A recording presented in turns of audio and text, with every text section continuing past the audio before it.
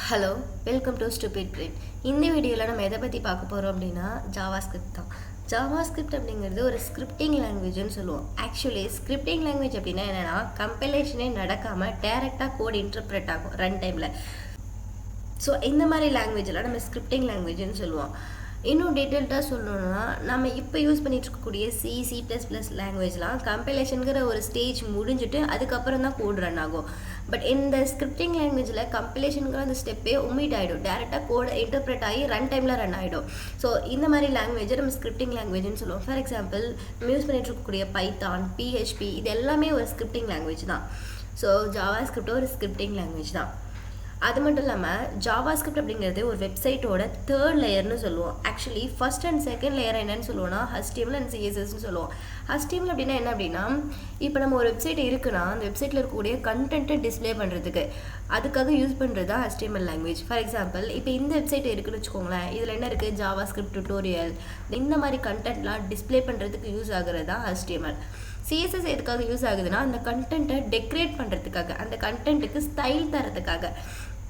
பார்த்தீங்கன்னா, இங்கே இருக்க ஒரு கண்டென்ட் ஒரு சைஸில், இங்கே இருக்க ஒரு கண்டென்ட் ஒரு சைஸில் இருக்குது. ஸோ இங்கே பேக்ரவுண்ட் கலர் சேஞ்ச் ஆகிருக்கு.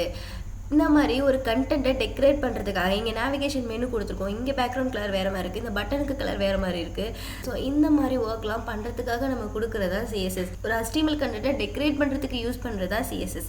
தென் அடுத்து ஜாவாஸ்கிரிப்ட் எதுக்காக யூஸ் ஆகுது அப்படின்னா, ஒரு HTML கண்டென்ட் இருக்குது அப்படின்னா அந்த கண்டென்ட்டுக்கு ஃபங்க்ஷனாலிட்டி தரத்துக்காக யூஸ் பண்ணுறதா ஜாவாஸ்கிரிப்ட். ஃபார் எக்ஸாம்பிள், இப்போ இந்த வெப்சைட் இருக்கா, இங்கே வந்து ஒரு சர்ச் ஐக்கான் இருக்குது. இதை நான் கிளிக் பண்ணால் சர்ச் பார் ஓப்பன் ஆகும். ஸோ இது ஒரு ஃபங்க்ஷனாலிட்டி. அது மட்டும் இல்லாமல் இப்போ பாருங்கள், நான் இப்போ சர்ச் பண்ணுறேன். சர்ச் பண்ணும்போது சம் ரிசல்ட்ஸை இது ஃபெச் பண்ணி காட்டுது. ஸோ இதுக்காக யூஸ் பண்ணுறது தான் ஜாவாஸ்கிரிப்ட்.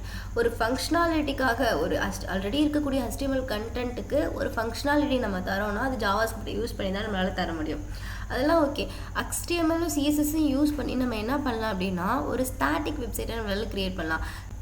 HTML CSSங்கிறது யூஸ் பண்ணி நம்மளால் அந்த வெப்சைட்டில் இருக்கக்கூடிய கண்டென்ட்டை பார்த்துக்கலாம். நம்மளால் என்ன எழுதியிருக்காங்க, என்ன பண்ணியிருக்காங்க நம்மளால் ஜஸ்ட் ரீட் தான் பண்ண முடியும். யூசர் வந்து அவங்களால வந்து அந்த கண்டென்ட் கூட இன்டராக்ட் பண்ண முடியாது.